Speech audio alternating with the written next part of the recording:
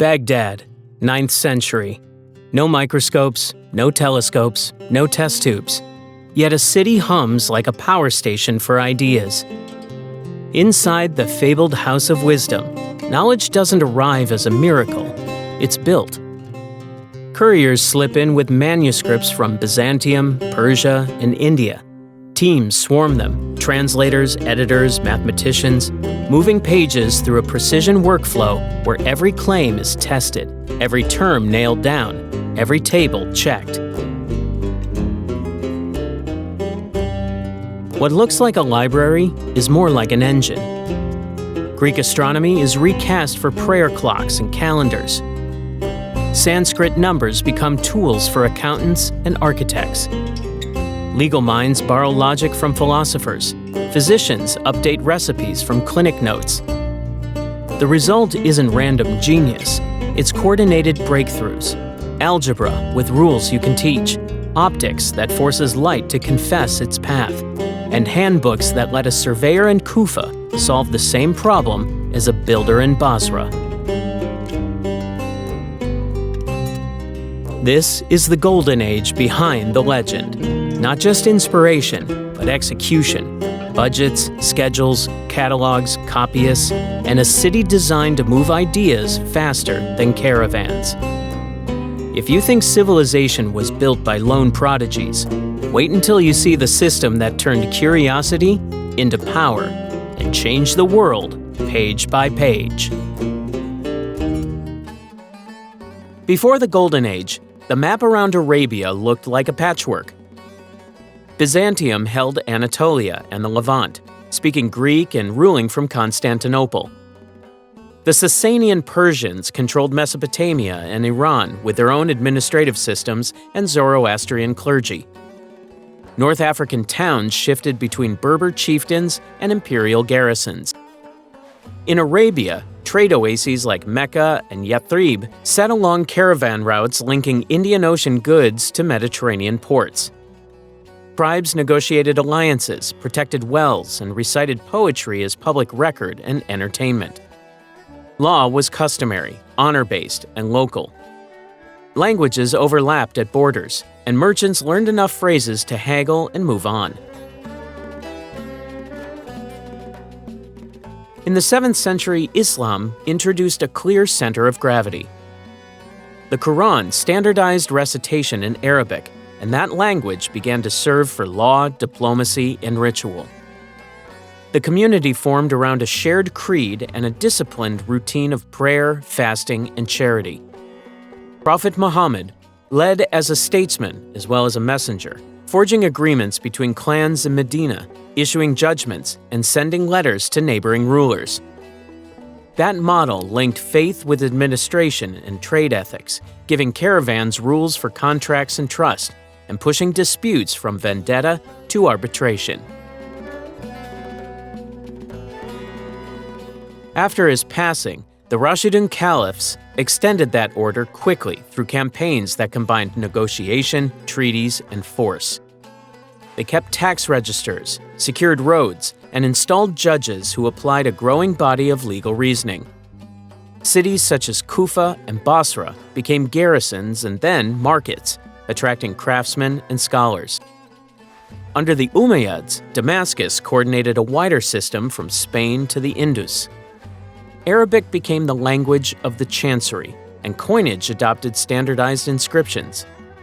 Mosques doubled as communal halls and learning spaces, with teachers instructing in scripture, law, and grammar.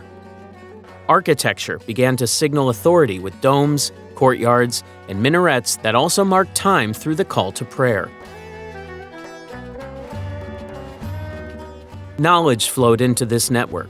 Administrators collected Greek, Persian, and Indian works that had practical value: astronomy for calendars, mathematics for inheritance and surveying, medicine for hospitals, and adab literature for courtly conduct. Early translators and scribes in Damascus and later in Kufa rendered key texts into Arabic, sometimes through Syriac intermediaries. Astronomical handbooks circulated to improve prayer times and lunar months, and star names entered Arabic lists. Indian numerals started to gain ground among accountants who wanted cleaner arithmetic than abacus-led tallies. Learning centers formed before Baghdad rose to fame. In Medina, circles of hadith transmitters refined methods for verifying reports. In Damascus, secretaries trained in bilingual offices managed tax districts and cataloged documents. Sermons and scholarly sessions used clear Arabic, which encouraged grammarians to codify rules and preserve poetry that anchored vocabulary and rhetoric.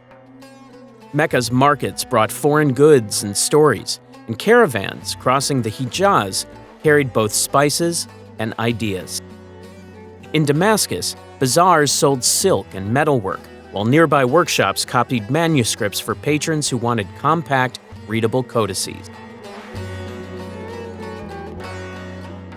Early Muslim authorities preserved and translated ancient collections rather than erase them, and many Greek philosophical texts survive because they passed through this Arabic corridor. And a fun fact that says a lot about the social fabric: the first muezzin, Bilal ibn Rabah, had been an Ethiopian slave, and his public role broadcasting prayer signaled an ethic that ranked piety and merit above lineage. As power consolidated, tribes still mattered, but a wider identity took shape, anchored in language, law, and a sense that learning served worship and the marketplace alike. The Umayyad machine began to stall long before it broke. Governors fought rivals, tax burdens fell unevenly, and non-Arab converts, Mawali, often found themselves paying levies Arab tribes did not. Local elites in Khorasan watched distant Damascus appoint officials who rotated in and out with little concern for regional balances. Arab tribal feuds resurfaced inside the army payroll, and court politics skewed appointments. The system still collected revenue and fielded campaigns, but its claim to speak for a broad, diverse Muslim community weakened. In garrison towns from Marv to Kufa, sermons, letters, and private meetings built a mood that change was both possible and necessary. Into that opening stepped the Abbasid family, claiming descent from al-Abbas, the Prophet's uncle. Their organizers worked in the shadows of eastern Iran, where social and ethnic coalitions could be assembled away from court surveillance.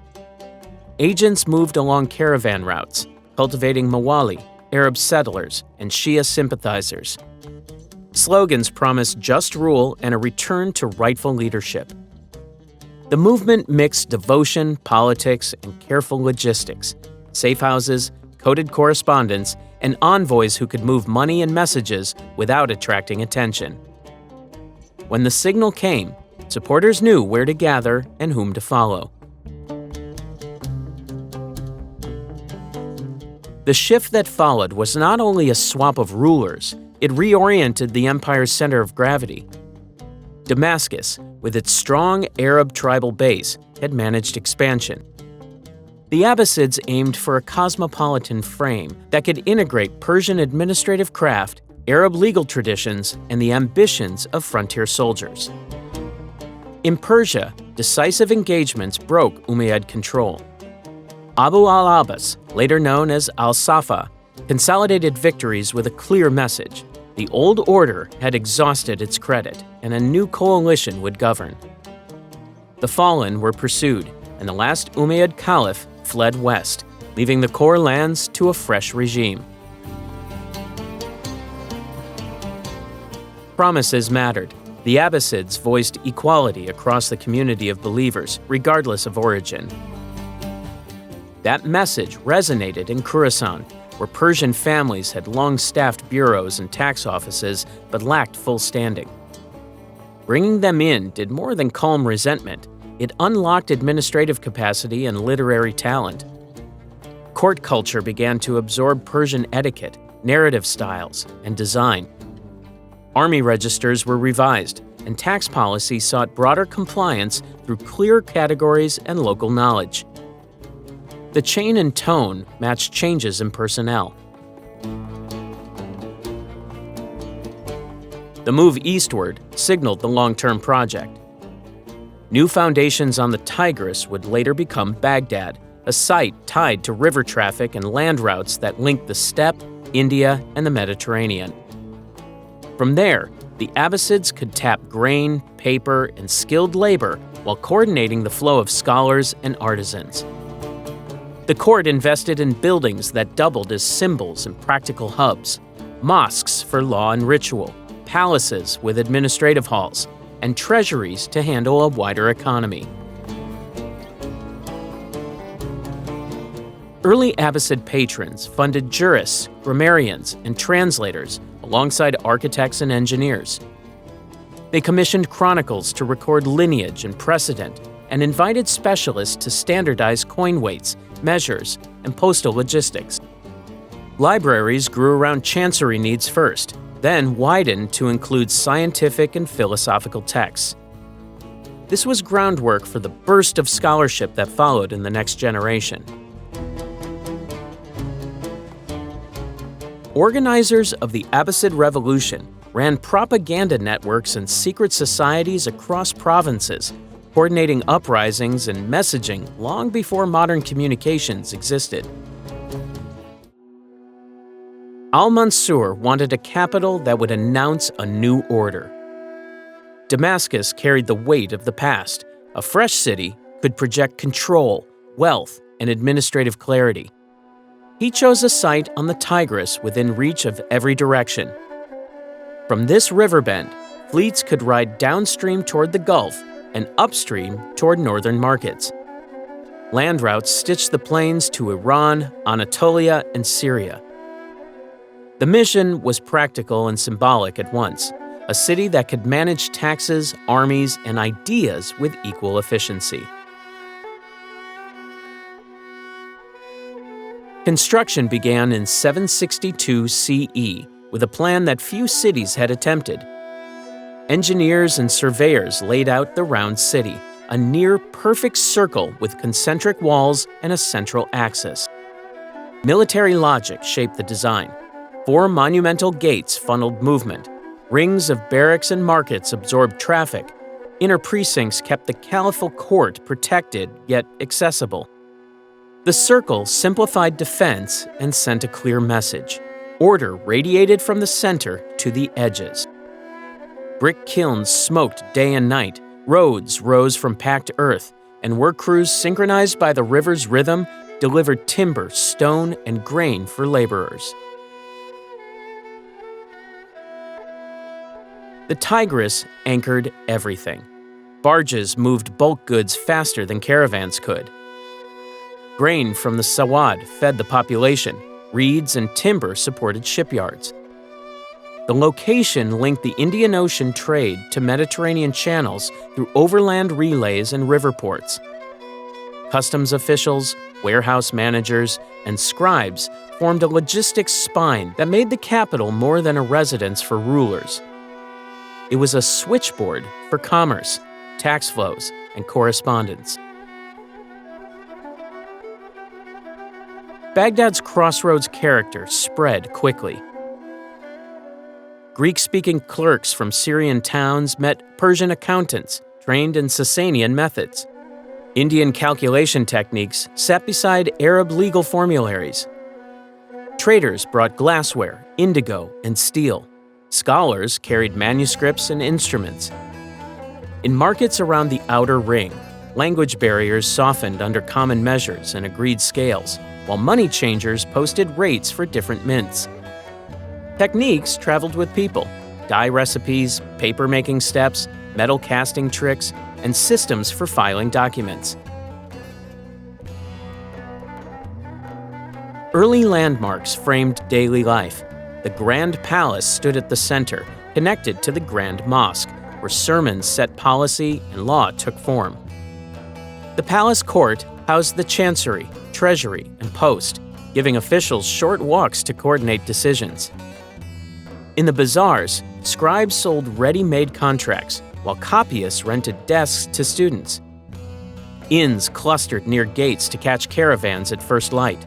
Physicians set up small clinics near bathhouses, and surveyors advertised services for irrigation and building projects.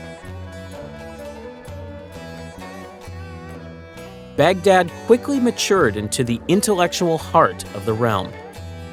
Abbasid patrons issued stipends for translators and mathematicians. Envoys fetched text from provincial libraries. Bilingual scholars produced Arabic versions and glosses. Court astronomers updated tables to fix prayer times and calendars. Geometry classes served architects. Arithmetic lessons trained tax collectors. The city ran on paperwork, and its scholars improved the forms behind that paperwork. At night, oil lamps lit small libraries behind shopfronts. Readers compared variant copies of a text, teachers dictated, and students took notes on paper that had become cheaper thanks to new mills. In courtyard debates, arguments about Aristotle could neighbor a practical discussion on surveying fields. Merchants weighed silks and spices as poets tested verses nearby. Here's a mind-blowing fact. Astronomers helped align the city's gates with the stars, merging technique and symbolism from day one. Under al-Ma'mun, Baghdad treated knowledge as a state project. Patronage had rules, budgets, and deliverables. Envoys brought manuscripts from provincial monasteries and courts, and the chancery recorded acquisitions. Payment schedules covered translators, revisers, and scribes. Observatories, libraries, and copying rooms fit into one workflow. The goal was clear: collect what the world knew, test it, and make it usable in Arabic for jurists, physicians, engineers, and teachers. The Beit al-Hikmah, known as the House of Wisdom, functioned as a combined library, translation bureau, and research center. Collections were cataloged by subjects so teams could locate sources fast. Translators worked from Greek and Syriac for philosophy and medicine, from Pahlavi for administration and ethics, and from Sanskrit for mathematics and astronomy. Drafts circulated to revisers who checked terminology and removed inconsistencies, while mathematicians and physicians annotated margins with corrections tied to practice. Once stabilized, the text went to copyists, who produced affordable versions for students and provincial officials. The purpose reached beyond storage. Arabic served as the working language, but the house aimed to integrate Greek theories, Persian statecraft, and Indian calculation into a single technical idiom. Astronomical tables were reformatted to match local calendrics. Medical recipes were adapted to available herbs. Geometric methods were recast with clear steps that artisans could follow. The outcome was a handbook culture, concise, reliable, and portable. The atmosphere mixed faiths and trades without ceremony. Muslim jurists shared rooms with Christian physicians, Jewish astronomers, and Zoroastrian mathematicians. Each brought prior training, monastic commentary methods, court medicine routines, and craft shop tricks for instrument making. Meetings focused on accuracy, how to render a Greek term in Arabic without losing meaning, how to test a star table against observation, how to standardize weights and measures across provinces. Hunayn bin Ishaq stood out for medical and philosophical translations.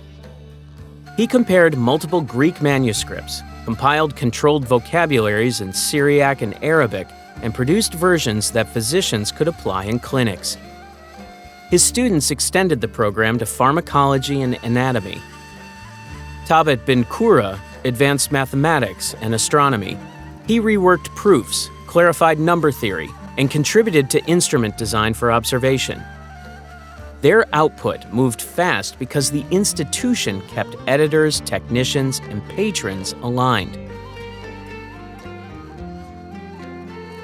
The translation push marked a civilizational hinge. Manuscripts that might have vanished in scattered archives entered circulation in a durable form. Commentaries stabilized problem areas and flagged gaps for new research. When texts conflicted, Baghdad's teams did not pick one and discard the rest.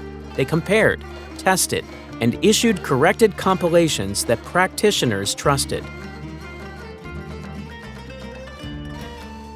Paper, introduced from China and manufactured in local mills, changed the scale.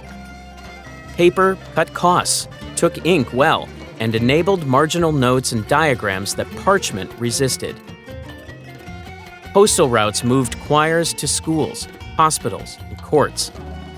Account registers, star charts, and medical formularies multiplied, and with them, a shared technical vocabulary. Baghdad's libraries operated like early universities. Teachers dictated, students produced notebooks, and disputations trained memory and logic. Rooms hosted sessions on logic, physics, ethics, and metaphysics, with schedules posted and fees recorded. Teams from this milieu measured Earth's circumference within a few hundred kilometers using shadow angles and baseline surveys. Numbers became a shared tongue across courts, caravans, and workshops. In the early 9th century, scholars began treating arithmetic and geometry as tools that could serve both the sky and the shop. Calendar makers, tax clerks, architects, and astronomers used common procedures, and the House of Wisdom turned those procedures into teachable steps. Tables, proofs, and worked examples replaced vague rules, so a student in Basra could solve the same problem as a surveyor in Kufa. At the center stood Muhammad bin Musa al-Khwarizmi, a mathematician whose texts offered a clean way to handle quantity. He wrote handbooks that stated problems, laid out operations, and gave numerical examples with clear endings. His book on completion and balancing, Algebra wal Muqabala, defined operations for unknowns and brought order to linear and quadratic cases. He solved for shares and inheritance, settled partnerships and trade, and set ratios for land division where boundaries curved along canals and irregular plots. Builders used his layouts to compute areas for courtyards and domes, keeping costs and materials aligned. His name later gave us the word algorithm because his approach focused on step-by-step rules that always terminate. Start here, apply this, and arrive at a result. That mindset moved across disciplines. Astronomers used sequences to reduce observations. Accountants tallied revenues with positional notation. Jurists checked legal shares with standardized operations. The method mattered as much as the solution because it could be taught, repeated, and audited. A major shift came with Hindu-Arabic numerals. The symbols 0 through 9, written on paper, let a single column carry place value for tens, hundreds, and beyond. Compared to older systems that relied on repeated marks or special symbols, the new notation made multiplication and division practical on the page. Schools taught algorithms for carrying and borrowing. Market stalls kept neater ledgers. State treasuries reconciled regional accounts faster and with fewer copying errors. 0, Sifra, sat at the heart of this system. It held a place when nothing was there and let digits move rank without confusion. That absence with function felt strange to readers trained on counters and letters, but it still proved powerful. Astronomers fixed their sexagesimal fractions more cleanly. Geometers aligned steps in proportional reasoning. Even with resistance elsewhere, the practice spread because it saved time and exposed mistakes quickly. Geometry left the page and entered stone and wood. Mosque plans relied on circles, squares, and star polygons laid with compass and chord. Craftsmen used proportional grids to scale arches and domes while keeping thrusts balanced. Pattern makers developed repeat units that tiled walls and floors without gaps, using rules tied to symmetry and angle. The mathematics guided cuts, not just decoration, and made complex forms buildable at large scale. Trigonometry advanced as observers refined the links between angles and lengths.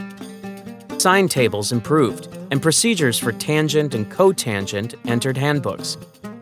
Scholars such as al-Battani adjusted values for the solar year and eclipse timing, which in turn improved prayer schedules and navigation across open deserts and seas. Mariners learned to treat latitude and direction with numerical aids, while instrument makers etched scales that matched computed functions. Medicine in this era shifted from a list of remedies to a science with rules, records, and tests. Physicians wrote case notes, compared outcomes, and corrected recipes when results failed. Ethics guided practice, consent before procedures, accountability for mistakes, and triage that prioritized the most urgent cases. Doctors learned to link systems with natural causes rather than rely on charms. Anatomy lessons from animal dissections informed surgery. Pharmacology drew on measured doses and standardized preparations. The goal was repeatability, methods any trained practitioner could apply in the same way and judge by the patient's recovery. Baghdad, Damascus, and Cairo built institutions that made this system run. Bimaristans operated day and night, staffed by rotating teams. Intake clerks registered patients and directed them to specialized wards, fevers in one area, eye diseases in another, fractures in a surgical unit. Pharmacies compounded medicines from written formularies and issued labeled doses. Teaching rooms adjoined the wards so students could observe rounds, hear diagnoses, and copy prescriptions under supervision. Discharge protocols included follow-up visits and food stipends for the poor, turning hospitals into public services rather than pay-to-enter clinics. Al-Razi, a practicing clinician and prolific writer, documented cases across decades and compared therapies for the same condition to see which worked best. In Kitab al-Hawi, he compiled observations, debates, and practical notes that physicians could consult at the bedside. He separated smallpox from measles by clinical signs, timing of fever, distribution of rash, and course of illness, so treatment could be targeted instead of generic. He advised against untested compounds and tracked side effects with unusual candor for the period. His hospital leadership in Baghdad also left administrative models, ward organization, staff duties, and record keeping that other cities adopted. Ali bin al-Abbas al-Majusi wrote the complete book of the medical art, a structured manual that began with anatomy and physiology and moved through diagnosis, pharmacology, and surgery. The work trained generations with clear chapters, defined terms, and stepwise procedures. It traveled widely in later centuries because its method translated across languages and systems. Where earlier compilations mixed theory and anecdote, this handbook separated them, allowing practitioners to update sections as evidence improved. Cleanliness and mental well-being stood alongside drugs and scalpels. Hospitals mandated regular bathing, linen changes, and airflow to limit contagion and odor. Quiet courtyards with fountains calmed patients. Attendants read calming prose to the restless. Physicians recorded sleep, diet, and mood, and they adjusted treatment when the stress slowed healing. Some wards used music to reduce anxiety, noting better appetite and steadier pulse in patients who rested after sessions. These details made care humane and effective. The medical corpus blended Greek physiology, Persian clinical routines, and Indian materia medica. Scholars tested inherited theories against bedside results and adjusted dosages to locally available herbs and minerals. Pharmacies smelled of musk, camphor, and myrrh. Mortars crushed leaves and resins into syrups, pills, and ointments. Scales measured to tight tolerances. In anatomy rooms, scholars examined animal organs to refine surgical cautions on vessels and nerves. Ward design kept corridors wide for stretchers and let water from central fountains flow for cleaning and calm. The intellectual crossroads formed when scholars faced a practical question: how to align revealed law and ritual with the methods of reasoning arriving through newly translated books. Courts needed reliable argument standards for judges and physicians. Astronomers needed rules to test models. The result was a shared project. Use reason to clarify what faith teaches and to organize knowledge into disciplines that could be taught, checked, and improved. Al-Kindi took the first large step in this direction. Called the philosopher of the Arabs, he treated Greek philosophy as a set of tools rather than a rival doctrine. He wrote on causes, definitions, and the nature of the intellect, always asking how these ideas could sharpen Arabic expression and legal discussion. He advised on precise terminology so that when a judge or a physician made a claim, the terms carried a stable meaning. He guided translators to preserve structure in arguments, not just vocabulary, which made imported logic usable in courtrooms and clinics. As the translations of Aristotle, Plato, and Plotinus spread, they posed new problems. If nature follows knowable patterns, where does miracle fit? If ethics can rest on reason, how does revelation instruct conscience? These weren't abstract puzzles. They pressed on medical prognosis, on astronomy's predictive aims, and on law's burden of proof. Metaphysics set the frame. Substance and accident, potential and actual, necessity and contingency. Logic trains students to avoid equivocation and to separate demonstration from persuasion. Ethics asked what counted as the highest human good when both the mind and the soul demanded cultivation. Al-Farabi extended the program and earned the title second teacher after Aristotle. He mapped the sciences into an ordered curriculum, language as preparation, logic as instrument, mathematics as measure, physics for motion and change, and metaphysics for first principles. He analyzed political forms and described the virtuous city as a place where knowledge guides leadership and education forms character. He also wrote about music theory with the same structure, definitions, classifications, and the effects of modes, keeping method consistent across arts and sciences. His system told students where each field began, what counted as proof inside it, and how disciplines supported one another without confusion. These debates unfolded in Baghdad's study circles, chancery offices, and hospital classrooms. Philosophers sat with mutakallimum, the theologians trained in dialectic. Sessions had rules: define terms, state premises, show the chain of inference, and accept correction if the form fails. The exchange was spirited but procedural. A physician might defend a casual claim with observation and analogy, while a theologian pressed the limits of necessity and divine will. The shared craft was logic, and it moved into curricula for medicine, theology, astronomy, and even grammar. Tension never disappeared. Some warned that speculative metaphysics could overreach and cloud scriptural clarity. Others argued that neglecting demonstration left science vulnerable to authority and habit.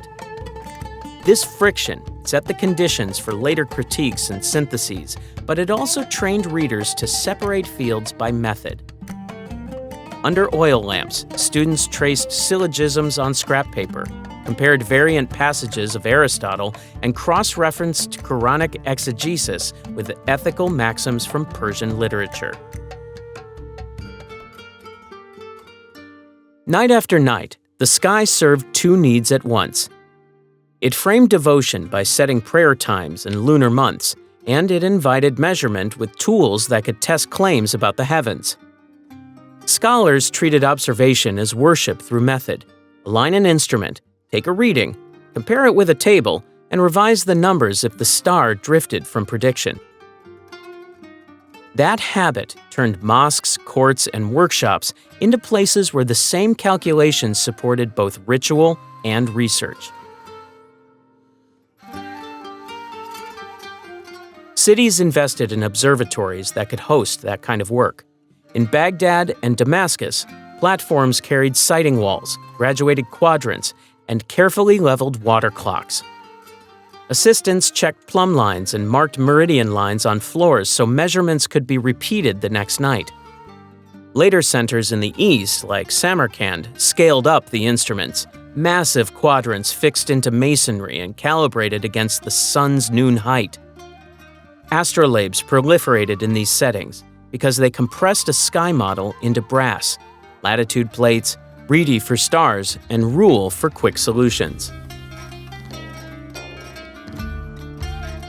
Al-Battani's tables became a common reference. He refined the length of the solar year and tracked the equation of time with values that corrected older lists. His procedures taught readers how to reduce raw observation into parameters that could drive calendars and eclipse predictions.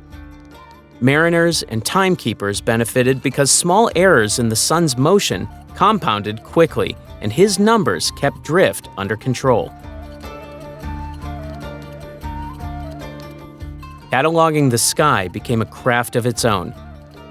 Al-Sufi compiled a star atlas that updated magnitudes, names, and positions, and described a faint cloud in Andromeda, an entry later recognized as the first known record of that galaxy. He reconciled Arabic star lore with Greek constellations, so readers could move between traditions without losing precision. Copyists added diagrams that kept the orientation consistent across manuscripts, and instrument makers etched the same lists onto their plates. Refining the Ptolemaic model occupied many sessions. Astronomers compared predicted positions with nightly readings, then adjusted parameters, proposed alternative circles, or introduced new devices to handle irregular motion. They issued revised handbooks with clear instructions for computing planetary longitudes and latitudes. Over time, these corrections produced clearer ephemerides and a culture that prioritized testable steps over deference to old tables. The practical edge stayed sharp. Determining the Qibla for any town required geometry on a sphere, so mathematicians wrote procedures that used known latitudes and longitudes to compute direction.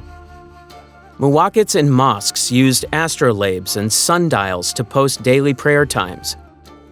Navigators at sea used star heights to estimate latitude and kept course with bearings learned from coastal pilots, aided by portable quadrants and simple Kamal boards. Geography advanced in parallel. Travelers and officials collected distances, river courses, and market lists. Geographers organized them into regional surveys. Ali Disri, working for the Sicilian court, compiled one of the era's most detailed world maps, combining merchant routes, coastal soundings, and older coordinates into a coherent planisphere with extensive text. His descriptions tied goods, climates, and peoples to mapped space, making the atlas useful for planning and trade. Workrooms show the craft. Scholars traced arcs on parchment with compasses, checked angles against brass scales, and logged results in neat columns. Large instruments in courtyards fixed star angles against stone. On the Indian Ocean, sailors lifted astrolabes to read a star's altitude above a rolling horizon and then set their heading with confidence. At the height of the Golden Age, art and architecture served as the shared language of identity. Courts, mosques, and marketplaces treated verse and prose as public goods, not private hobbies. A line of poetry could settle a dispute, elevate a patron, or set a moral lesson in motion. The written word carried status, and the spoken word carried reach. As schools and libraries multiplied, the arts met scholarship in a practical alliance. Literacy built memory, and art gave memory something worth carrying. Arabic took the lead as the language of intellect. Grammar schools produced readers who could parse fine distinctions in law and theology, and that precision fed prose style. Secretaries in the chancery wrote letters that balanced clarity with cadence, and scholars shaped treatises that moved with rhythm. In parallel, Persian grew into the language of romance and courtly reflection. Its meters and imagery suited stories about love, fate, and kingship, and its diction favored nuance and feeling. Together, these tongues occupied different lanes yet shared the same road, one steering technical thought, the other shaping emotional and narrative depth. Within that landscape, two figures stood out. Al-Mutanabi forged verses that combined confidence, wit, and sharp observation. His poems traveled quickly because performers could carry them from hall to hall, and listeners remembered them after a single hearing. Rudaki, often called the father of Persian poetry, set templates for court performance and personal reflection. His work helped establish euphony and flow that later poets elaborated. Both men benefited from audiences trained to judge meter, meaning, and moral weight without needing a written script in hand. Visual art followed rules that turned restraint into a system. Calligraphy transformed scripture and scholarship into forms where beauty served legibility. Scribes practiced hands that balanced speed with harmony, and workshops matched inks and papers to preserve lines across generations. Geometric design took shape in tiles, woodwork, and textiles. Craftsmen used compasses and straight edges to build repeat units and interlacing bands that never required figurative images. The result filled walls and pages with patterns that signaled order and measure. Prose culture expanded through adab, a blend of ethics, history, and practical wisdom. Collections like Kalila wa Dimna offered layered fables where animals debated policy and prudence for human readers. Courtiers learned how to speak, advise, and joke without offense. Students learned how to weigh choices. The same mix appeared in manuals for secretaries, travel accounts, and moral essays. Variety mattered. Short anecdotes taught timing. Longer stories trained patience and inference. Storytelling bridged eras. Pre-Islamic odes, once performed at fairs, continued to guide memory techniques and standards of eloquence. New compilations gathered legends, travel tales, courtroom dramas into cycles that later fed the stream we know through the 1001 Nights. Narrators kept an ear for suspense and a hand for structure. Scenes linked cleanly, and digressions returned to their purpose, so listeners stayed oriented. Patronage kept the arts employed.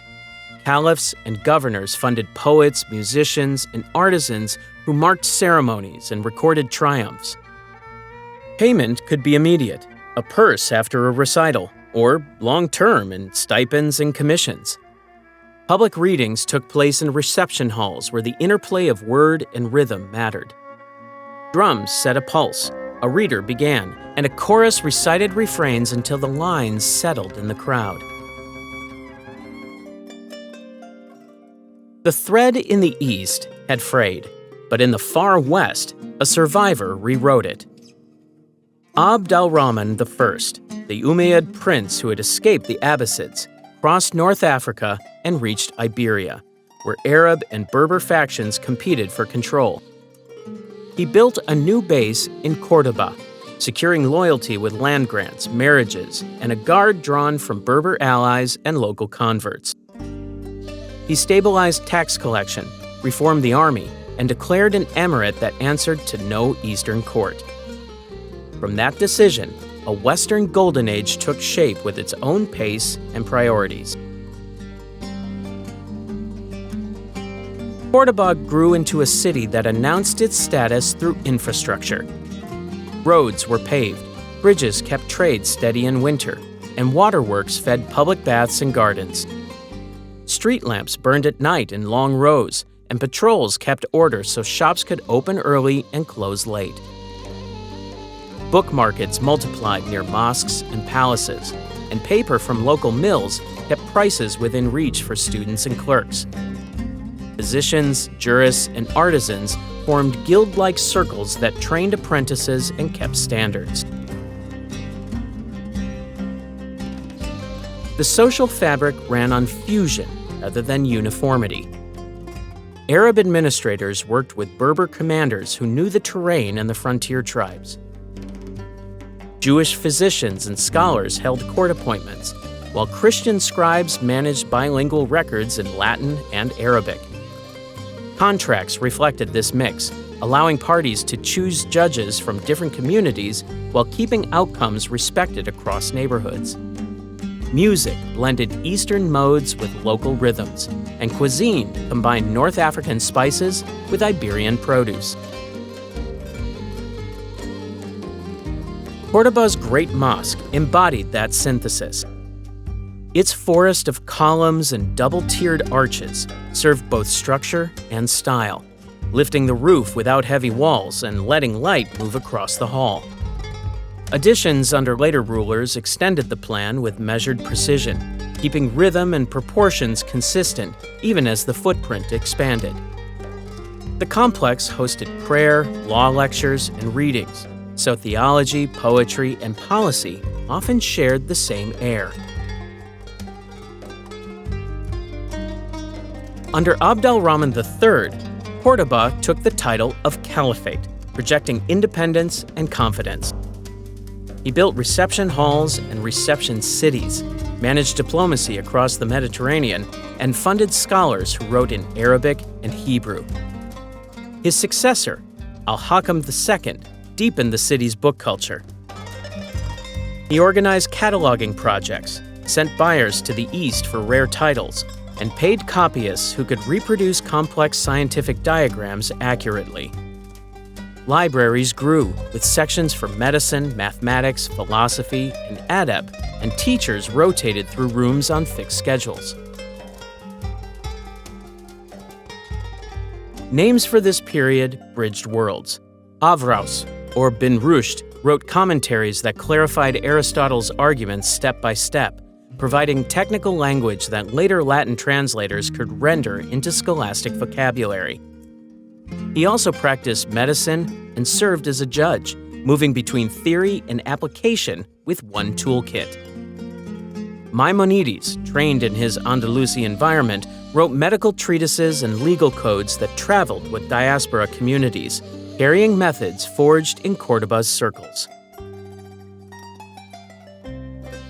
The transmission channel widened in Toledo and Córdoba, where translators working in teams rendered Arabic science and philosophy into Latin and the local Romance tongues. Workshops set up a workflow. A native Arabic reader explained the text, a writer produced a draft in Latin, and a reviser checked the terms against established glossaries.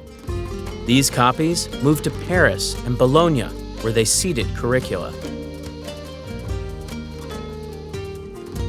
Courtyards under orange trees hosted debates in the evening, while fountains cooled marble halls. Melodies rose in garden pavilions as students recited lines and teachers corrected meter. Then al-Haytham stepped into this story from Basra with a clear aim: test claims about light with procedures anyone could repeat. He trained first in mathematics and astronomy, then turned to vision because older explanations did not match observation. Greek authorities argued the eye sent out rays to touch objects. He asked a simpler question that could be checked: does vision start at the eye or at the source of light? His answer reversed the premise. He argued that light travels from luminous bodies and from illuminated surfaces into the eye. That shift placed the burden on external rays and on the eye's capacity to receive, not emit. To support it, he analyzed how bright sources overwhelm vision and why sudden light blinds more than darkness does. He examined shadows and penumbras, showing how their borders behave when objects block a straight path of light. Each case lined up with incoming rays, not outgoing sight beams. The Book of Optics organized the proof. Across its volumes, he set definitions, stated postulates, and built propositions with geometric reasoning. He treated reflection from mirrors and refraction through transparent media as measurable events, not just curiosities. Angles in, angles out. Change the medium, change the path. He described how visual perception depends on the geometry of rays entering the pupil and on the brain combining signals into a coherent image. He separated physical light from psychological interpretation, giving later scholars a path to study both without confusion. Mathematics anchored this method. He modeled light rays as straight lines and used geometry to predict where an image should appear on a screen or within a mirror. Physics supplied causes. Different materials slow or redirect light. He then tested predictions with controlled setups. He repeated trials, varied a single parameter, and checked consistency. The loop ran in one order: observe, hypothesize, deduce, test, revise, until claims held under new conditions. The camera obscura became his cleanest demonstration. He darkened a room, cut a small aperture, and let a narrow beam project the outside scene onto a wall. He noted the image appeared inverted and sharpened as the opening shrank. That behavior followed straight-line travel and explained how complex scenes can be rendered without the eye sending anything out. Later instrument makers kept this design, and centuries down the line, it fed directly into camera construction. His reach crossed languages and borders. Latin readers knew him as al-Haytham. Scholars in Europe studied his discussions of refraction, image formation, and visual errors. Roger Bacon expanded experimental optics with his structure in mind. Kepler used similar lines of reasoning to place the image on the retina. Newton explored light's behavior armed with a tradition that already treated experimentation and mathematics as joint tools. The scenes of his work carry a calm rhythm: a shuttered window, a pinhole cut with care, a bright patch forming on plaster. A mirror turned a few degrees, a new angle measured, a result logged. He wrote under pressure, too. In Cairo, he feigned madness to avoid a dangerous assignment, then continued studying while confined, producing manuscripts that moved beyond commentary into tested claims. Ibn Sina, known in Latin as Avicenna, grew up in the Persian lands of Bukhara and Khwarazm, where access to private libraries and itinerant teachers turned a precocious mind into a systematic thinker. Before 18, He could read through medicine, logic, and astronomy, not as scattered topics, but as a connected toolkit. He treated nobles while still studying, gaining access to collections that broadened his curriculum beyond any single master. The habit that formed early stayed with him: absorb, test, refine, and write. His medical achievement bears a title that echoed for centuries: the Canon of Medicine. It organized illnesses, symptoms, and treatments with a clarity that physicians could use at the bedside, and it standardized pharmacology with careful notes on dosage and compound interactions. Its influence stretched across hospitals and universities from Cairo to Paris, not because it dazzled with prose, but because its structure made medicine teachable and repeatable. Pharmacists copied its formularies. Lecturers taught from its outlines. Commentators argued with it line by line, which kept its framework alive even when the details evolved. Avicenna did not confine himself to medicine. He set out to map reality with the same order he brought to physiology. Drawing from Aristotle and late antique commentators, he framed a system that connected logic, physics, psychology, and metaphysics. At its center stood a distinction that changed the way scholars approached being itself. What a thing is, its essence, does not explain that it is, its existence. That gap required an explanation, and Avicenna argued for a necessary existent that grants existence to contingent things. This move shaped debates across cultures, entering the work of later Muslim theologians and, through translations, the great schools of medieval Christian thought. He treated the soul with similar care, not as a poetic metaphor, but as the subject of analysis.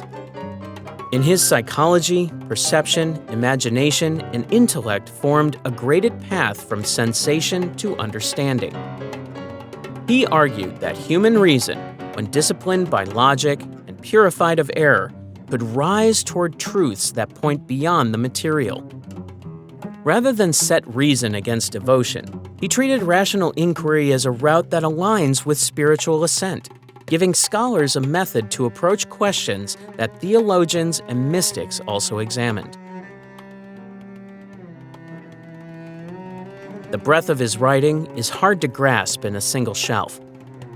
He produced hundreds of works across medicine, logic, metaphysics, ethics, astronomy, and music theory. Some were massive syntheses.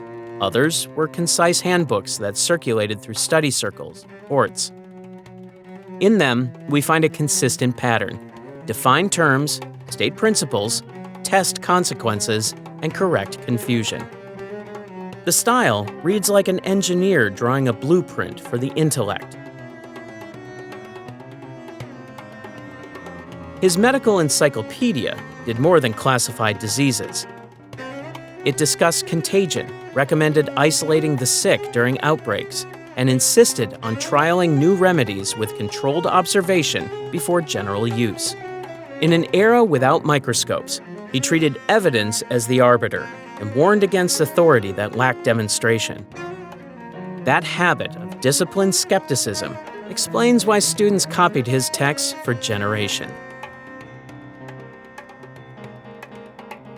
One scene captures him well: a scholar at a low table, scrolls open, ink drying on a neat page, an astrolabe nearby, celestial diagrams sketched in the margins. The tools change when he shifts from medicine to metaphysics, but the posture does not. He learned by repetition so intense that rereading a single work dozens of times stayed part of his routine. That stamina fed his range, and his range fed an empire of readers who built their own systems on the scaffolding he left behind. Power drifted away from Baghdad in slow steps. Provincial governors kept tax revenues to pay their own troops, and commanders drawn from Turkish and Dalamite ranks answered first to their stipends, not to distant orders. As supply lines stretched from Khorasan to the Maghreb, local strongmen learned that recognition from the Caliph mattered less than the control of fortresses, markets, and canals. Coins still bore Abbasid names, but the hands that minted them now belonged to regional courts. Independent dynasties emerged with their own claims to authority. In North Africa, the Fatimids promoted an alternative lineage and built a state that pushed eastward. In the Iranian plateau and Iraq, the Buyids, Dalamite military leaders, entered Baghdad, guiding policy while keeping the Caliph on the throne as a sign of continuity. To the far west, the Umayyads in Cordoba raised their status, asserting sovereignty over a flourishing Iberian realm. Each court established its chancery, its judges, and its network of clients, projecting power through law as much as through the sword. Fragmentation did not stifle learning. It multiplied its addresses. Cairo added theology, law, and astronomy to its curriculum as its endowments grew. Bukhara and Nishapur sponsored scholars who wrote in Arabic and Persian, while court libraries circulated compendia that moved with embassies and merchants. Cordoba supported physicians, philosophers, and grammarians whose work crossed languages through translators and copyists. Instead of a single hub, the map lit up with many beacons. Inside Baghdad, authority narrowed. Viziers managed revenue and appointments, and military commanders negotiated garrison placements and salaries. The Caliph's court still received delegations, confirmed treaties, and issued robes of honor, yet much of the daily machinery ran through bureaucrats and officers who balanced rival factions. Patronage continued, but the initiative often came from ministers who sought prestige by supporting scholars and engineers. The Fatimids reshaped Egypt with a new capital, Al-Qahira, and endowed a center of learning that outlasted dynasties. Al-Azhar became a place where lectures, legal opinions, and debates accumulated across generations, its Waqf endowments binding scholarship to stable funding. This model, property whose revenues permanently financed teaching, protected study circles from court upheavals, allowing curricula to expand and specialize. Rival courts invested in culture as a form of diplomacy. Poets composed odes that fixed victories in memory. Astronomers compiled tables for calendars and navigation. Physicians staffed hospitals whose methods impressed visiting officials. A treatise dedicated to a ruler served as both practical handbook and political statement. The arts and sciences became measures of legitimacy when borders shifted and alliances changed. Trade routes mirrored these rivalries.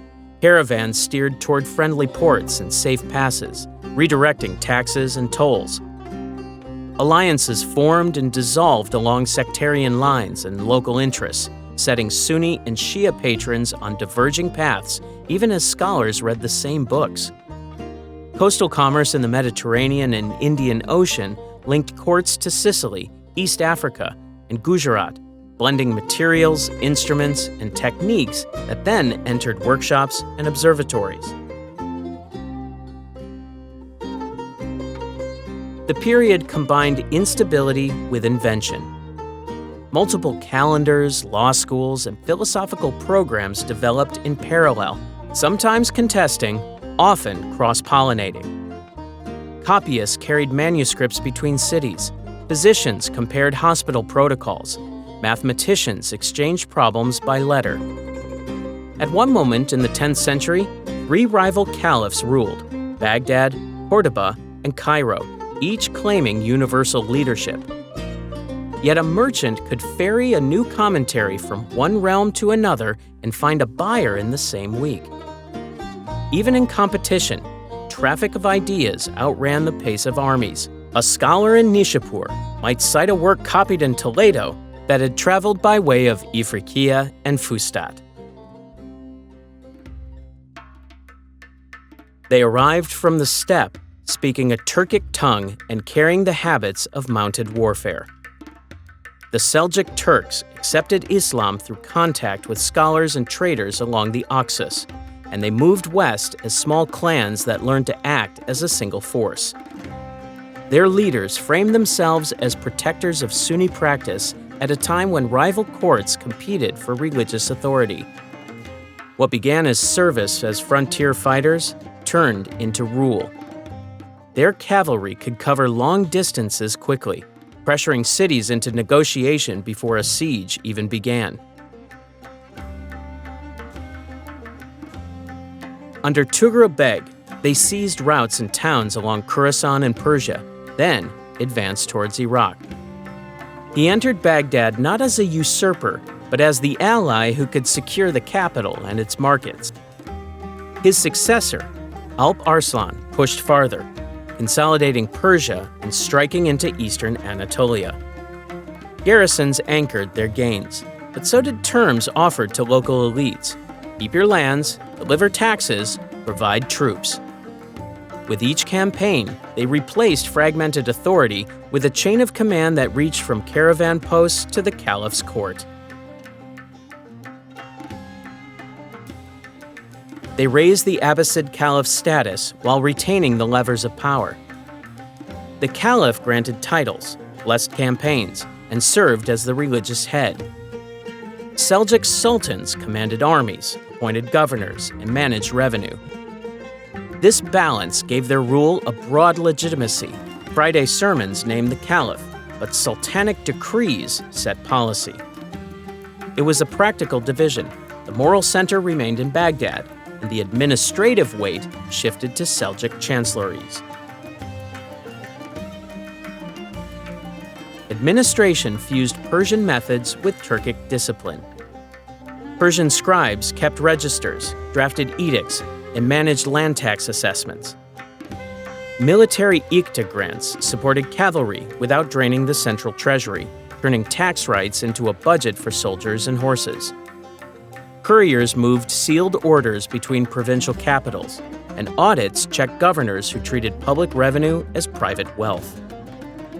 The result was a system that could pay armies on time, keep roads policed, and stabilize prices in major markets. In 1071, at Manzikert, Alp Arslan's forces broke a Byzantine army and captured its emperor on the field. The victory opened highland routes and valleys in Anatolia to Turkish settlement, planting new towns and frontier emirates that changed the region's demography and economy. From there, trade and migration pushed west, and local polities formed under Seljuk suzerainty. Nizam al-Mulk, their famed vizier, gave the state an intellectual backbone. He founded Nizamiya colleges in cities from Nishapur to Baghdad, endowing salaries for professors of law, theology, and grammar, and providing student stipends and dormitories. Teaching schedules, standardized curricula, and appointment procedures produced reliable training for judges, administrators, and preachers.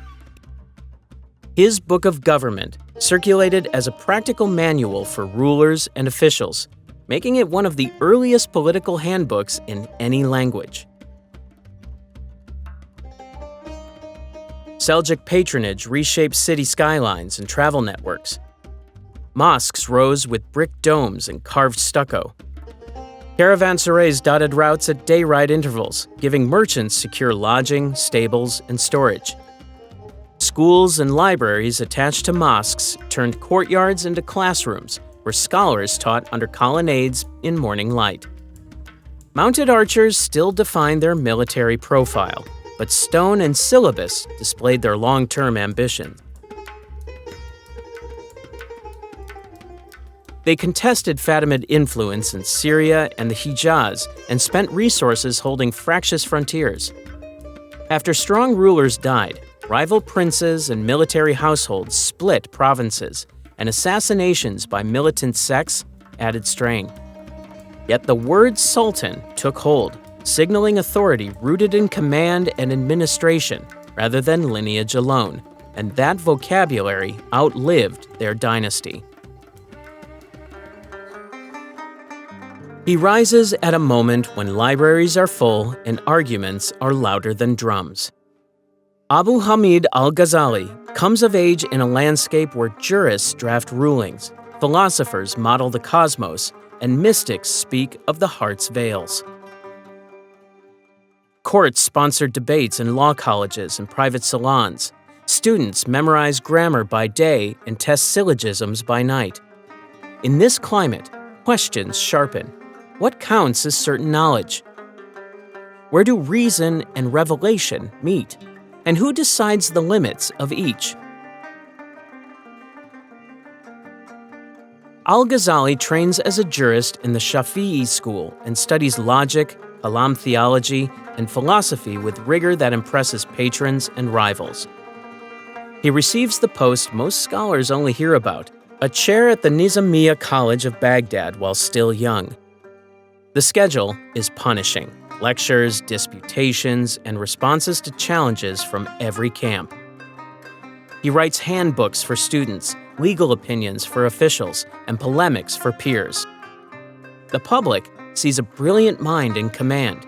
In private, a crack widens.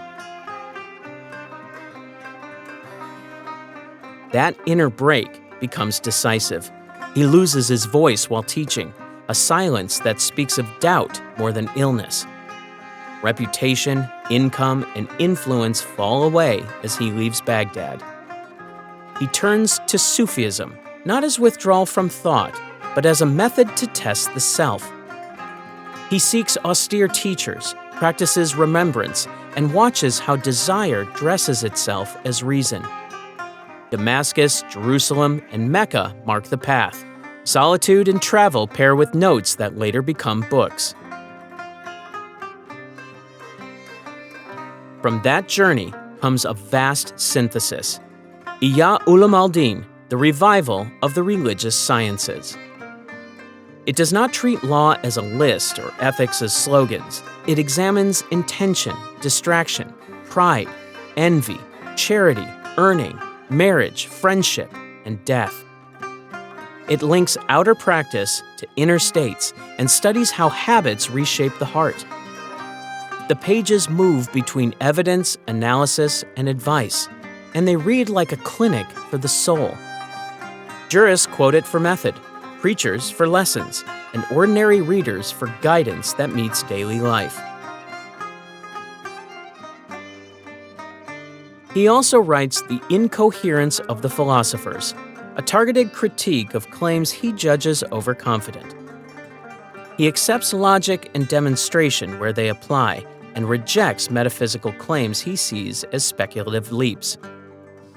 He argues that unaided reason cannot settle questions about creation, God's knowledge, or bodily resurrection. He calls for disciplines to know their limits, and he insists that revelation sets boundaries where proof runs out.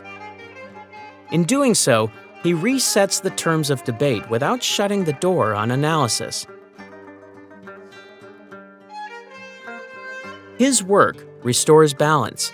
Philosophy's tools stay in the toolkit, but they serve faith rather than replace it. Mysticism regains intellectual respect through method and accountability. Law learns to ask about motives, not only outcomes. This posture travels far. In the Latin West, scholastics sift his arguments and adapt them for their own frameworks, carrying forward his insistence that reason and doctrine must answer to each other. Scenes from these years show a steady rhythm. He prays alone before dawn, copies lines by candlelight, and returns to teach in similar settings with fewer displays. He refines a language for moral psychology, tracing how thoughts become impulses, and impulses become acts. That analysis makes him a pioneer who studies the struggle between reason, appetite, and faith with clinical care. The reach of his revival grows through public reading circles, private copies, and students who carry the program back to law schools and town mosques. Ideas gained weight, and took on moving parts. Theories from philosophers and mathematicians turned into valves, gears, and measured flows that shaped streets, farms, and workshops. In the 12th century, engineers treated knowledge like a toolkit. Cities drew water with calibrated devices, mills powered workshops, and craft guilds built precise instruments for surveying, timekeeping, and irrigation. The shift showed up in contracts and city records, work crews scheduled by the hour, canals maintained by rotating teams, and workshops that kept parts lists for repairs. The Golden Age met daily life through machines that set rhythms for markets, prayer, and transport. Al-Ghazali stands out as the clearest voice of this turn toward applied craft. Serving in the Articid court, he wrote a manual that reads like a catalog, a lab notebook, and a teaching text. The Book of Knowledge of Ingenious Mechanical Devices describes over 100 machines, each diagram paired with a method, materials list, and assembly steps. He favored modular construction, wooden frames, bronze shafts, leather seals, and weights to cut tolerances that repeat across different builds. The result is a system where one workshop could replicate another's device without guesswork. Timekeeping pushed him toward complex clocks that did more than mark hours. He used float regulators, siphons, and clepsydra basins to keep steady flow, then translated that motion through cams and gears. Water raised by shadoufs and scoop wheels moved to cisterns that fed public fountains, garden rills, and ablution courts. In river towns, geared mills turned grindstones while upstream sluices kept constant head pressure. Hydraulic knowledge matured from rule of thumb to measured design, with scale drawings and repair instructions to keep the system stable through seasons. His automata earned attention because they brought mechanics into public view. Water-powered peacocks that dispensed ablution water, boat parties watched musicians strike rhythms triggered by rotating drums, and a cupbearer figure advanced by hidden linkages.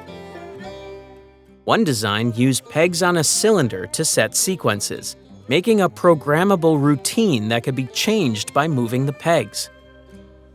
This logic migrated to other devices, where cams controlled valves and levers in timed order, turning flow into choreography.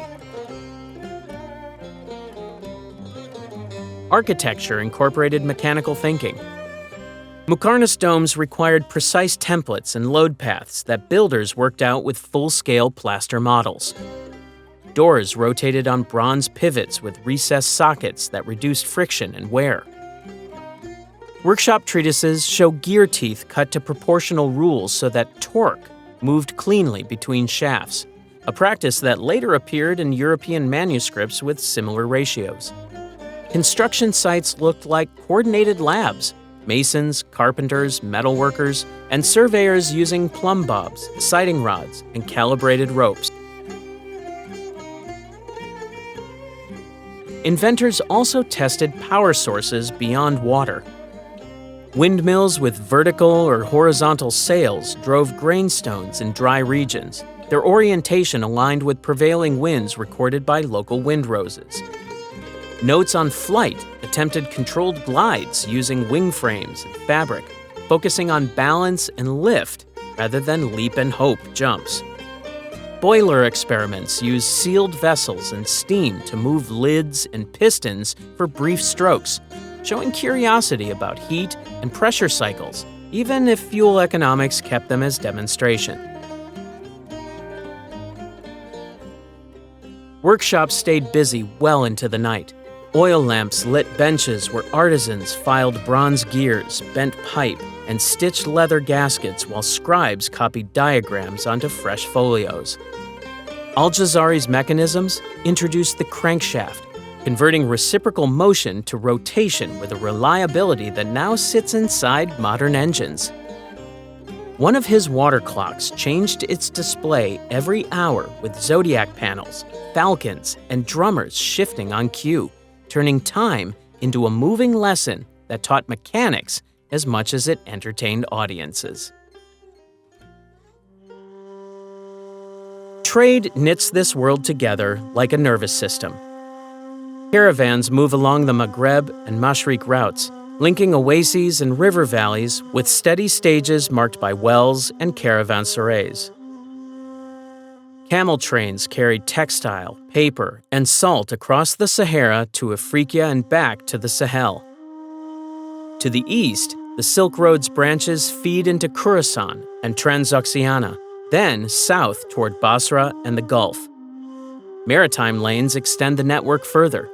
Does ride monsoon winds from Aden to Calicut and from Siraf to the Strait of Malacca, arriving in seasons set by wind charts refined over generations. Ports on the Red Sea and the Persian Gulf funnel cargoes inland through Baghdad, Cairo, and Damascus, where wholesalers break shipments into lots for regional markets. Goods travel in both bulk and brilliance. From India and Southeast Asia come pepper, cardamom, cloves, and indigo. From China arrive silk bolts, porcelain, and lacquerware. West Africa supplies gold dust, kola, and ivory, moving through Sijil Massa and Tahert to coastal exchanges. Syrian workshops send glassware and fine metalwork. Aleppo clothiers export dyed textiles. Egyptian papermakers supply sheets that make copying cheaper and faster than parchment. Manuscripts travel in crates with price notes on the flyleaf, joining libraries in mosques, madrasas, and private homes. As goods shift hands, customs houses record weights and measures, using standardized scales that keep disputes low and turnover high. Merchants learn a shared language. Arabic becomes the ledger tongue of account books, contracts, and maritime manuals, boosted by chancery forms that repeat across cities. Islamic coins, gold dinars and silver dirhams, circulate with consistent weight and fineness, so a deal struck in Cordoba can be settled in Cairo or Nishapur without reweighing every piece. Money changers post exchange rates between local coppers and regional silver, and assayers stamp bars for large payments. Trust rides on recognizable script and reliable mint marks. Institutions keep risk manageable. Merchant guilds negotiate tolls and guard clauses with governors. Partners spread cargo across several ships and caravans rather than bet on one haul. Credit letters, SOC, let a trader deposit funds in Baghdad and draw them in Sind or Gwangju, with brokers confirming identity by seals and coded phrases. Couriers move with endorsements along the same routes that carry news and scientific texts. With paper, a fortune can move safer than a chest of coins. Seafaring skill closes the distance between continents. Navigators read the monsoon cycle by month and latitude, use improved astrolabes to fix altitude of known stars, and consult compasses for bearings when coasts vanish in haze. Portolan-style notes list reefs, anchorages, and water sources. Hulls use sewn plank or nailed construction according to region, and lateen rigs give agility for tacking along tricky shores. Crews mix languages, Arabic on the quarterback, Persian in the hold, Swahili at the gangway, because cargoes and crews are as mixed as the ports they serve. Hubs turn trade into culture. Cordoba's markets carry North African leather, Andalusian steel, and imported aromatics. Scholars there borrow instruments and texts that arrived with traders. Cairo links Mediterranean and Indian Ocean circuits, its cons dense with brokers and packers. Samarkand sits where steppe routes meet irrigated valleys, so embassies and caravans share inns and news. Under arcades, sellers fold shimmering silks beside baskets of cinnamon and myrrh, while scribes draft contracts and settle claims over tea. A merchant can pay with a check drawn months earlier, and a sailor can tell how far home is by the stars. At the start of the 13th century, a new power forms on the Eurasian steppe under a leader named Genghis Khan. He reorganizes clans into disciplined units, promotes officers by merit, and builds a courier network that can relay orders across mountains and deserts. The result is a machine for war that moves faster than its enemies can plan. Towns that refuse to submit face coordinated assaults with archers, sappers, and siege crews drilled to work as one. Victories compound because news of them outruns the riders. The Islamic world stands squarely in the path. Khwarezm's trading cities lie on the arteries that link China, Transoxiana, and Iran. When a dispute turns deadly, the conflict escalates into annihilation. Otrar, Bukhara, and Samarkand fall in sequence, each with its libraries, scholars, and endowments. Manuscript rooms empty in the smoke of burning quarters. In Persia and Central Asia, workshops that made instruments, paper, and glazed tile go silent. Caravans reroute or stop entirely, breaking the chain that once moved goods, money, and ideas from one center to another. Resistance forms, but not as a single shield. Rival dynasts argue over precedence, city militias distrust frontier commanders, and sectarian rivalries sap coordination. Some garrisons fight to the last. Others negotiate and open their gates, hoping to preserve lives by avoiding a storm. The Mongols press this advantage. They map rivers, test walls with mining teams, and apply techniques they gather from conquered engineers. The psychological strike lands first. Stories of destroyed cities cross the plains ahead of the scouts and bend the will of councils before the first arrow flies. Warfare itself looks different. Siege parks assemble with traction trebuchets, counterweight machines, and rams. Specialized units lay wooden roads over marsh to move engines into range. Bombs using early gunpowder mixtures blast gates, set rooftops ablaze, while smoke screens cover sappers as they work. These methods draw on Chinese, Persian, and Central Asian knowledge, combined and fielded at a scale the region had not yet faced. Meanwhile, steppe cavalry stays in motion, slicing relief columns and cutting supply lines until a fortress stands alone. After Genghis Khan, his heirs divide the realm into aluses, each led by a son or grandson. One of those heirs, Hulagu Khan, receives a mandate to bring the remaining powers of Southwest Asia to heel. He advances through the Iranian plateau with siege crews, scribes, and surveyors, folding local forces into his order of battle. Cities surrender or are taken. Citadels that resist serve as warnings to the next. He aims for the heart of the Old World, Baghdad, still famed for its libraries, hospitals, and the authority of its caliph.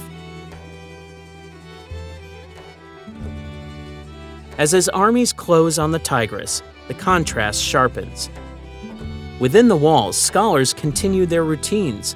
Markets sell paper and spices, and copyists prepare bindings. Outside, earthworks rise, bridges float into place, and engines roll forward. The Caliph seeks terms that cannot hold back a force built for total submission. Trade routes that once converged on the city now bring scouts and artillery crews. The network that carried books and instruments delivers the tools of siege. Reports from the march include a quieter note. Mongol commanders consult astronomers for calendars and navigation, adding Islamic instruments and maps to their kit. Even as the storm builds, the reach of earlier science shows in the gear strapped to saddles and packed in chests. The year 1258 waits ahead, and with it, a break in the chain that linked institutions for centuries. The ground is set, the approaches are measured, gates of Baghdad come into view. The siege begins in late January 1258. Earthworks rise beyond the canals, pontoon bridges bind both banks of the Tigris, and siege engines move into fixed parks that can work day and night. For Baghdad, once the clearinghouse of manuscripts and instruments, this is a new kind of pressure, systematic, coordinated, and designed to deny relief. Supplies inside the walls stretch, while outside, scouts cut roads and orchards to keep approach lanes open. The ring tightens until no messenger can slip through. Hulagu Khan's army operates at a scale the region has not faced in generations. Cavalry screens the siege lines, heavy crews build and repair trebuchets, sappers mine against towers, and a command lattice keeps each wing informed. Estimates put their total in the hundreds of thousands when allies, laborers, and camp followers are counted. The force surrounds the city in layers, so even a successful sortie only meets fresh ranks. What had been the jewel of the Abbasid world becomes a target measured in angles and ranges. In the palace, Caliph al-Mustasim hesitates between negotiation and defense. He sends envoys, recalls garrisons too late, and leans on advice that underrates the danger. The chancery drafts letters seeking terms, while quartermasters tally dwindling grain. The uncertainty costs days. Days matter when engines roll closer.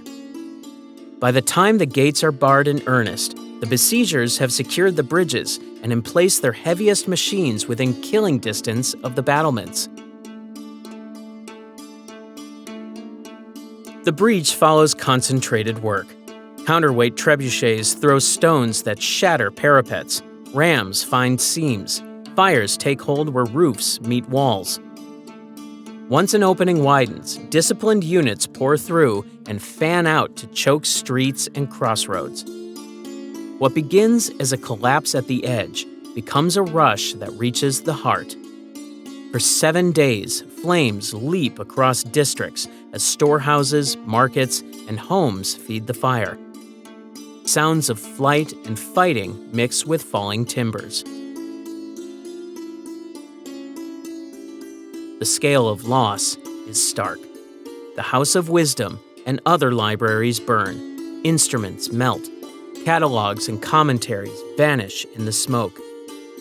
Copyists, jurists, physicians, and astronomers, many die where they kept their work.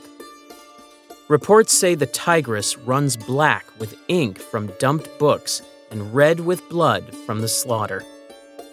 A city that held more than 1 million people shrinks to a fraction within weeks.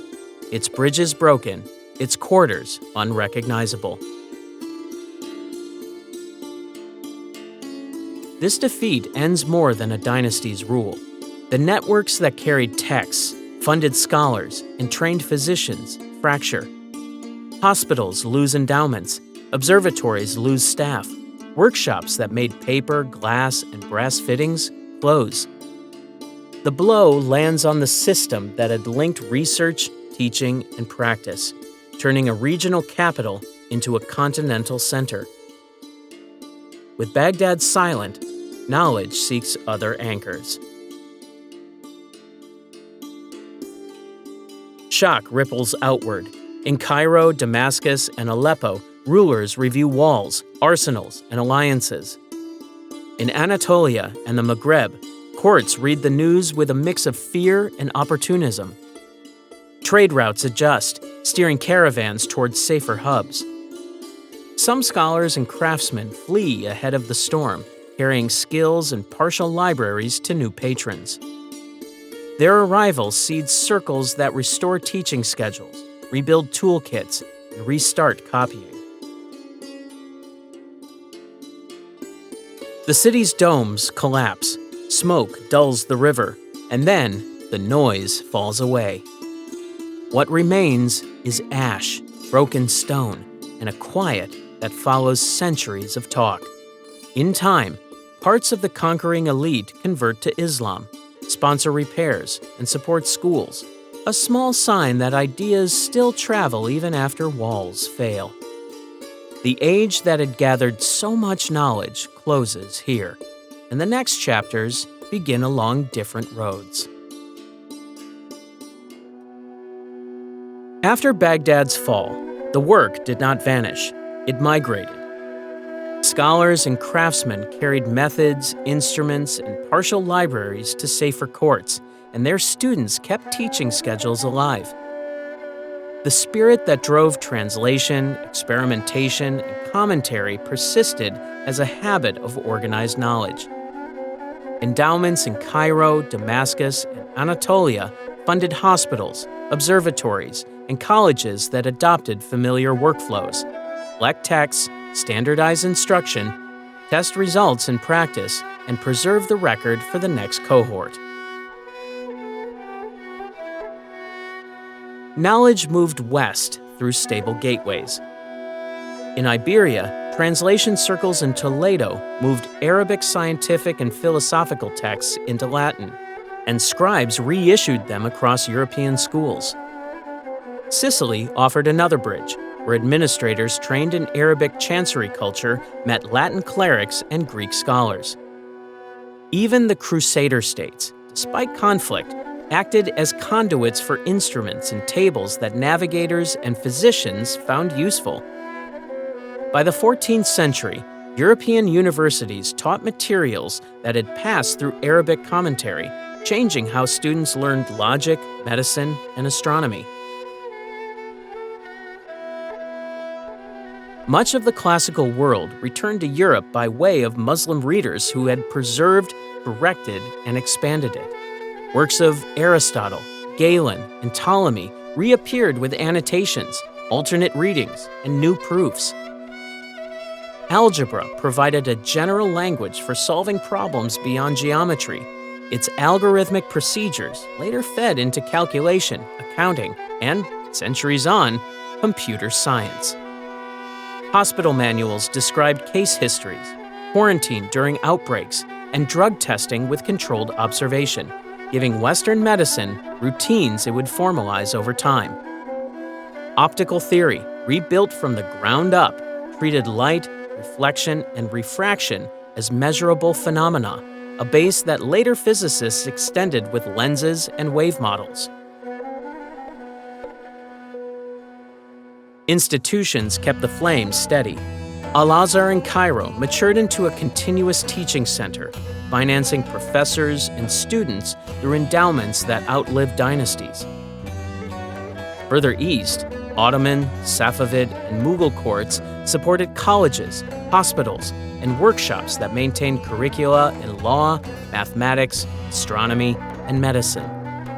Observatories from Samarkand to Istanbul compiled star catalogs and astronomical tables that corrected earlier values and improved navigation. Standardized instruments, astrolabes, quadrants, and celestial globes circulated alongside the books that taught their use. Seafaring absorbed these skills and pushed them onto new oceans. Navigators tracked monsoon cycles with updated tables, used compasses for bearings, and checked latitude by star altitudes measured with improved sights. Portolan-style notes grew into practical pilot's manuals. When European fleets expanded into the Atlantic and around Africa, they sailed with charts, instruments, and trigonomic methods that had matured in Arabic and Persian treatises. Cartographers combined coastal surveys with astronomical fixes, turning long voyages into repeatable routes that connected markets on a planetary scale. Philosophical debate traveled with the texts. Vincina's distinctions in metaphysics clarified discussions of essence and existence in Latin schools. Averroes' commentaries sharpened readings of Aristotle and raised questions about reason and revelation that scholastics addressed for generations. Al-Ghazali's analyses of certainty, causation, and moral psychology influenced ethics and epistemology across confessional lines. The point was not a single doctrine, but a disciplined way to ask and answer questions with shared tools. The Islamic Golden Age wasn't just history, it was humanity's brightest spark. From Baghdad to Cordoba, knowledge became the true power that shaped our world. If this journey inspired you, hit that like button, subscribe, and turn on the bell so you never miss more stories from the past that built our future.